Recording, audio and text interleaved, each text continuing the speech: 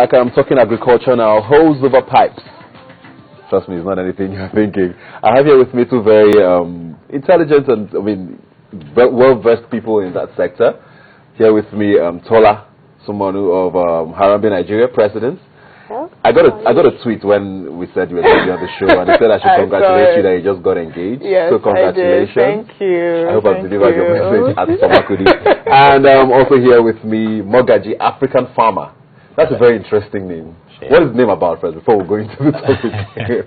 Well, basically, I'm supposed to champion a series of farms and the next generation agriculturist in the. So you changed your name to Mogaji, African farmer. Is it? Did you do 7 years? Yeah. My international passport, bank accounts, 7 years ago. That's very interesting. I would like to talk to you after the show about that more in depth. Okay, now let's go into the show now. The World Economic Forum just ended, and I saw there was a particular session that was broadcast live on CNBC Africa, I think, and there was on agriculture. Okay. And I remember the minister, his opening line was, "We can't smoke gas and drink petroleum. Agriculture is all we have." Yeah. It's a very nice phrase. I mean, it sounded very interesting, and it got a huge round of applause. Mm-hmm. But I don't think it's the first time we've heard things along those lines. No, it's not. How far are we gone now with agriculture in Nigeria? Well, I mean, it depends on where. So if we say we're starting to look from where we came from the 1960s, Nigerian agriculture fortunately took a big decline from that time. So in the 1960s, we were, lead exporters in a whole range of crops, including, cocoa, oil palm, etc. And you look now, we're actually now a net importer, so production has really declined. But I will say that in the past couple of years, especially with the new minister, I think that the agriculture sector is definitely on its way back to being restored to what it once was. But we're talking about fixing like 50 years of damage, so it's not going to happen in a year or two. It's a process, but this minister has done a very good job of starting that process. So I'm very impressed. I like both of you are farmers in the sense of the word. Let's just put it as pedestrian as that. Okay, sure. What was the attraction for you to go into agriculture? I've been into agriculture since my primaries. I started my first business. Some of us were, but we were not very attracted. No, so what kept you there? I think passion. Okay. Passion. It's been a very rough road, I must be sincere. But in a couple of 5-6 years ago, it started being rosy. I've been there for about 17 years straight now. So I've just found myself that I could not do anything apart from getting involved in the agricultural sector. So it's just passion. And it's a natural fit for you. I asked a question because I also saw a quote recently that only 2% of African young people in Africa study agriculture in universities. And I think that was very weird for me. I know we have agricultural universities in Nigeria as well. I don't know that they actually just do agriculture anymore, because I have a cousin who went to an agricultural university in Umudike, and he's studying engineering or something funny. Sure. Okay. So how important is it to have that sort of education and a foundation before going into agriculture for a young person?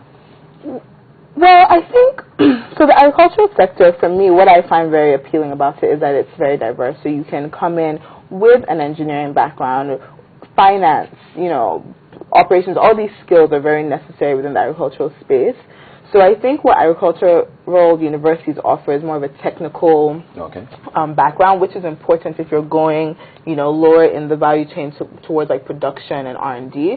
But I think when you start moving up to processing and retail, etc., then you're really starting to talk more about business skills. And so I have always been of the opinion that agriculture and business really do need to be merged, because at the end of the day, agriculture is a business. Unless you're just, unless you have a cabbage patch behind your house, it's a business. So there should be that merger. And I think that people shouldn't feel that because they didn't get, a BSc in agriculture or in soil sciences, that excludes them from the agriculture sector. Because I think the real gaps in skill are in these other skills such as business and finance and engineering skills that.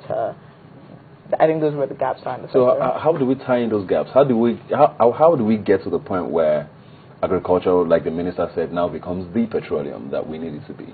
Okay. I'd like to, take it up from where she stopped. We need to first understand that out of the 2%, 80 or 90% of the students who go into the university to study agriculture probably wanted to be an engineer, a medical doctor. They could not meet up with the cutoff, so they ended up in the agriculture departments. So less than 1% really wanted to study agriculture. So, and people don't see that agriculture, the geologist can fit into the industry, the finance person, it's broad. There's no profession that you cannot find it embedded in agriculture. So, one, we need to demystify agriculture from production and agribusiness. Well, I think, and I say this very often, to catch a monkey, you behave like a monkey.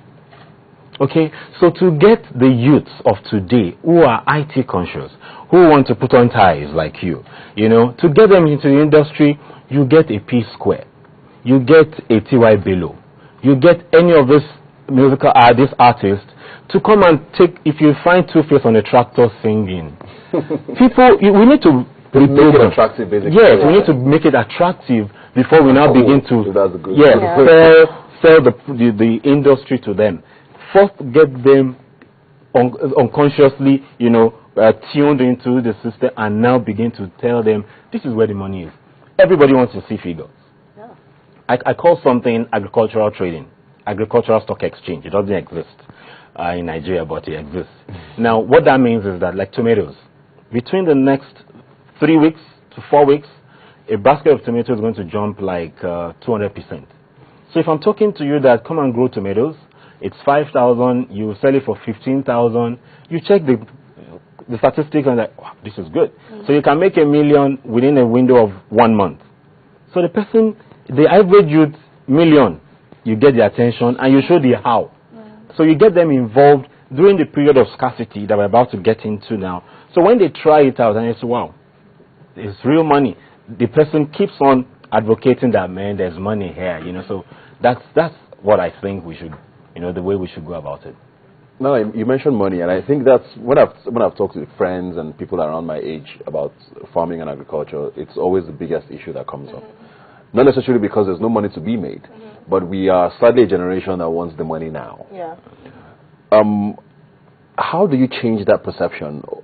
Is farming really that slow? First of all, like, do I need to invest and wait 3-4 years before I start seeing? Yeah. Well, like we've been saying, it's more than just farming, right? So, if you wanted to get into the agricultural space and you wanted to make quick money, I wouldn't advise you to set up a cocoa plantation or a palm plantation. You're talking about 7 years there before you even start getting a product to sell. But there are other areas in the value chain where you can make money a little bit quicker. So, for instance, if you look at the distribution aspect of the agricultural sector, it has its own challenges, but the margins there are probably a little bit higher than if you were to start agricultural production. At the same time, a lot of production has to do with economies of scale. So if you can make a large investment to actually cultivate a large area of farmland for production, depending on the crop and depending on the market, you're talking about different margins and different periods for breaking even. For instance, if you're talking about a crop that has industrial value, such as maize or soybeans, then the price there is a lot higher than it is for the onions, which go straight into the consumer market. So at the end of the day, I think people really just need to understand that the same way you would do a feasibility study or any kind of analysis before you went into any business. You have to do that for agriculture. There's so many crops. Each value chain has its own peculiarities, and you just really have to do your homework. I think it's interesting that you mentioned distribution there. How much of a participation can the private sector get into in the aspect of distribution? Because I know we talk a lot about how the roads are bad, and that's one of the reasons why before foods get from the north to the south, half the time they're damaged before they get here. They spend 5-10 days on the road, and it's all gone. Then the whole real business is being talked about. How can a private sector person, for example, get into distribution? Is it possible? Yeah, it's possible. There are multiple avenues, and it depends on obviously how much capital you have. Probably the lowest capital requirement would be to just lease a couple of trailers and distribute something from the north to the south. If you had a lot of capital, then you start talking about building cold chain facilities that can be. So cold chain facilities will allow you to transport things that are more perishable, so like tomatoes, like you were talking about, and then that will even increase their value once they get to the south. So I mean, again, there's a huge spectrum. But the bulk of it is with government, isn't it? With Well, distribution. no, a lot of it is private sector. Government plays a role in doing the infrastructure. So, like, I, as a private sector individual, should not have to go and build a road. Yes. So that's where the government and, development partners, etc., can come in. You're going to say something? Yes. The two of you, you've been mentioning tomatoes coming from the north. Let me say this. We grow everything that grows in the north grows in the south. I was going to ask everything. I have a different opinion. Onions, I grow them, and I have a network of rural farmers. Everything? Everything. I mean, do apples grow in the south? Apples don't grow in the north. Apples And by the way, we have apples growing in the south now. Okay. Last 3 years, they brought in some apples. The government, apples in Jos, not even just Ekiti, Okay. Oshun, the pink and the two colored apple grows now in the southwest. Okay. So a lot of things have happened. Okay. When it comes to transportation, I run the seminars where I expose the untapped opportunities, and we have some youths who go on a lease to get these buses. It's still primitive, but they're still doing it.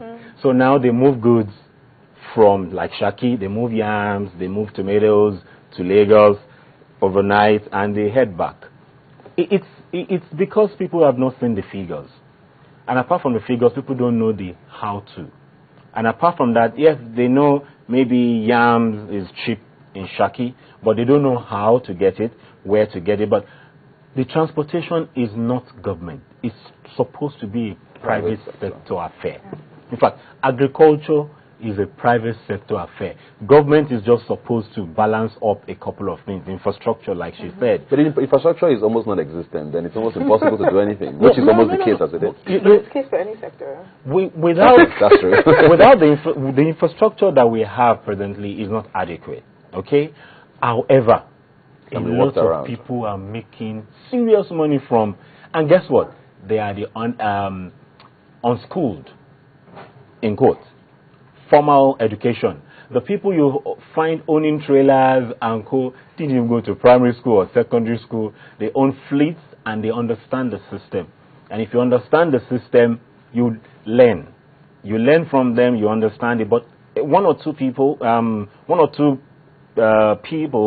or groups from the private sector are gradually stepping into different value chains. I think I was going to ask the question he mentioned earlier about growing things in the south, because I always hear about the north is the food basket of the country, anyways. And I lived in the north for a bit, and I can't understand why. But you said you have a contrary opinion to that. Well, no. Not saying that we can't. Are you breaking southern hearts now? People like us ready to bring to farming here. No, not saying that you can't produce anything in the south. But, I mean, majority of our arable land, like the north just has a competitive advantage. Majority of our arable land is in the north. Just period. And when you start talking, but I mean, if you look at the map, you see it's very clear. Like, we have more land. Tiny little that's states. already given. Majority of the arable land is in the north. When you talk about expertise, I mean, the northerners, like, majority of them come from a farming background. They are still farmers. They have that local knowledge, which is very not because critical. like the south, there's a lot more urban migration here. Yeah, the south is just more urban. That said, I do know of successful farms in the south. I'm not saying it's not possible, but there are certain crops that just have a competitive advantage in the north. So like maize, for instance, yeah, you can grow it in Lagos. I'm not saying you can't, but you will get better yields if you grow it in the north. Same thing with tomatoes. The rain is too much in the south. So I'm sure you can grow it, but you can grow it better. Okay, but I can shed some light into that. Now, the climate we have in the north, we also have it in the south. In fact, milder, ideal for tomatoes and co. If you move from Ibadan, from Oyo back to Shaki and all those this savannas environment, Lanlate, Igbora, it's the same climate that we have in the north, milder. And so they grow a lot of tomatoes, they grow a lot of granules, though not as large as they grow in the north, but the environment is there. The mindset that It's only the north that grows it. So we don't have, in the south, we don't have the infrastructure in terms of the seeds. We don't have quality seeds. We don't have the inputs that is available in the north. So here in the southwest, maybe we need to organize an excursion and for you to see, for you to see that in the southwest here, in fact they grow June now. Bulk of the food coming to Lagos or southwest comes from Oyo State. That's interesting because they have that climatic terrain. Also, Ekiti has it. Osun has it. You know, all the northern part of these states have this climate, but most of them are not exposed to it. But Oyo State is the food basket here. Of the south, but then relative to the food baskets of the north, it's tiny. Okay, now it is. I agree. We sort of established that the South at least grows stuff. Yeah, there is food. I'm not saying you can go food in the South. Let's talk about access to finance now, because I think that's the biggest issue for any young person who wants to start any business at all, agriculture, IT, whatever it is. How is it for it? I mean, agriculture is sort of fancy these days, if I may use that word. The minister is doing a lot of PR work and it's getting a lot of buzz. But is access to finance still a problem, isn't it? 100%. I mean, you have a country like Nigeria where interest rates are north of 20%, and they're offering those same interest rates to people who want to go into the agriculture sector, which is absurd. Like every other country that has managed to grow in the agricultural space has been able to subsidize their interest rates to less than 5% in some countries. So the high interest is really a barrier for a lot of people seeking finance. Now that said, the banks also have somewhat good reason for having high interest rates. I mean, there's a lot of perceived and real risk in the agricultural sector. We're not a country where banks are used to lending to the agricultural sector, so they have to put those high interest rates in there. So that's another place where the government can really come in, and they're doing a lot of work with Nursal, etc., things to basically de-risk the sector and encourage lending. But we have a very long way to go, I would say. Yeah, the CBN has this policy that a percentage of the profits must go into agriculture. One, if you go to most of these banks, they have CAC funding, the CACS program, but they don't have an agri desk. There's no desk for agriculture. And if most of the people, even where you have, except for the old generation banks, the people on the desk don't even know anything about agriculture. So one, we've not started. Yes, the minister is doing a lot of work trying to integrate and but once you don't have a desk and you have the funds, and you don't even understand the industry, how do you get the money across to them? Another issue that came up at the forum thing I told you I watched was the establishment of an agricultural bank. Does that make sense? We've had it. We already have one. Is it working? That's what I'm saying. Are they doing what they're meant to do? No, it's not working. It's not working. It's not working because over time, we've had ministers, and I'm bold to say that, we've had ministers before Dr. Akinwumi who the funds was moved out to other sectors, to other people, but not the agricultural sector. Most of the NAC, they grant loans to farmers very late, say August, September, when we are almost out of the rainy season. So when the farmers get the money, 80% is spent because they're out of season. So, but I believe with the eyes of the minister now, and the whole world is watching the man. He's like a superstar. He's a superstar. And he has made so many promises, and he has to. Yeah, he's a superstar, but he's working at the edge of a cliff. So he knows that people want to push him down. All over, they want to push him down. So with the banks, his eyes will be on it. I only hope that the monitoring team that he needs to make sure these things work, will be put in place. Because it's a different thing to equip the banks with the funds. It's another thing to implement. Implementation has been the challenge. There's been a lot of programs and policies. I hope he's paying attention to that, but he cannot do everything. Quickly now, just one sentence. Is the future bright? in any way. For agriculture? Yes. As long as they keep Dr. Additional and people like him in power, then yeah. So it's looking good. I'd say it's looking for good. now. For now, it's looking good. For young people as well. For young people, there are still challenges because access to finance will always continue to be an issue. But I think now there should be more young people that actually think about agriculture as a career, not a hobby. And I think that there's an enabling environment to start doing that.